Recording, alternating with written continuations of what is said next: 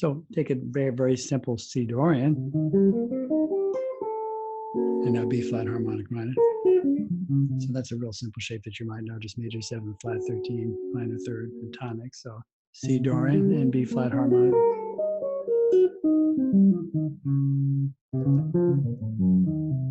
So there's my C Dorian and there's my B flat harmonic minor. So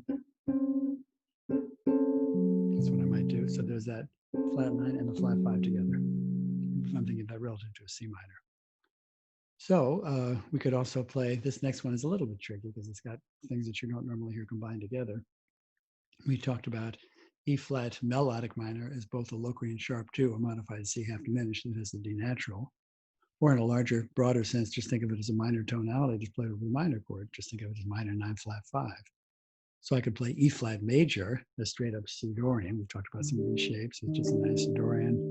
And C Dorian that's just an E flat Lydian with a 6 and a 9. I make that melodic minor. So I just went from E flat Lydian to E flat melodic minor. So that could either be C half diminished or just C minor 9 flat 5.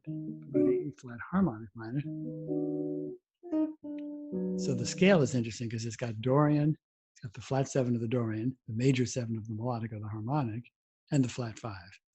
So I'm not sure how to label that. Maybe that note has an official name. I guess if I had to label it, I'd say Dorian major 7 flat 5 or melodic minor flat 7 flat 5.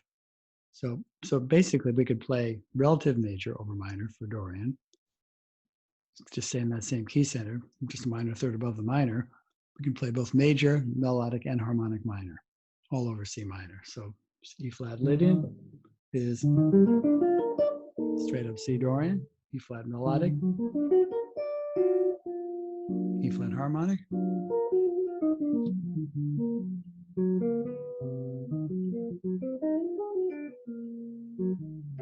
so that's kind of a funny combination. We take that same shape that we played earlier. In this key is C, either C dominant or C major, and go down a half step. So this looks like a B minor triad now with an E flat in the bass relative to C minor. There's my C Dorian. So, basically what I do with all of these things is try to hear the simplest, most direct reference to whatever the basic chord quality is. So I think straight up C Dorian arpeggio, C, E flat, G, B flat with any of these other sounds. So we're hearing the tensions as they relate to the basic sound, which is what you said earlier, I think. Mm-hmm. Yeah, that's a really cool sound. I like the E flat harmonic minor. It's amazing how just that one note changing from harmonic to melodic minor makes such a difference in the tonality. But that it does. that switching from, because you get the root when you're doing the melodic minor, you switch it to harmonic, you get that major 7, and that one note right there switching makes such a big difference. I agree. And you spoke earlier, Mike, about using chord shapes also to kind of reinforce the harmony because we're hearing the notes played together. And the last key actually is also one that works for dominant, which would be a fifth above. So G harmonic minor, we could just think of as minor 9 flat 5. So take that same voicing that we played up here as a B flat harmonic minor, play down here in G, and now I'm on the second fret. So this could either be C7 sharp 9 sharp 11, but as long as since the harmonic minor has no major third in it, it doesn't have any natural. That's the note we want to avoid playing over C minor, obviously. I could play G harmonic minor as C minor too.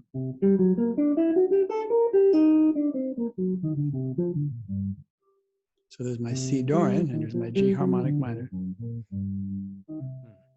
So basically, that's strictly speaking, that mode could function either as dominant or minor, just like the B flat melodic and harmonic minor could function as C7 or C minor or C dominant. So a lot of these things have multiple applications, and the way we make it sound like one or the other is just to reference the basic arpeggio of the particular chord quality. And that comes back to what you were saying before about how sometimes if you're playing over a half diminished, you like to mix the flat 5 and the natural 5. That would be like a perfect example of that. If you're reviewing the G harmonic minor over your C half diminished, right? It would fun. I mean, I hadn't thought about that. Yeah, that could potentially work too, couldn't it? I hadn't thought about that as half diminished, but I think you're right. Yeah, I mean, it's got the flat five. Yeah, I mean, it's got the nine and the flat five, just like the, I mean, how different. That's an interesting thought that had not occurred to me until this very second. I'm going to explore that a little further. Yeah, it's cool too because then you have the major seven between the five and the sharp or flat five, and then you move it down a half step and it still works over your half diminished because then you get the sharp or flat five and the 11. Mm-hmm. Mm-hmm. I mean, I hadn't thought about harmonic. I mean, I've definitely thought about melodic minor, minor third above a half diminished. I had not thought about harmonic minor, a fifth above the half diminished. I'm going to look into that, and the next time we convene, maybe we can bounce a few more ideas off each other on that one. That's one of the things I'm enjoying about our collaboration. I'm learning quite a bit here. Oh, me too. I haven't thought of a lot of Super. these things either. So Well, I mean, we'll do this in the living room together at some point, but I love sitting down with another guitar player who has this kind of knowledge and just trading ideas and bouncing concepts off each other. It's great fun. yeah, absolutely.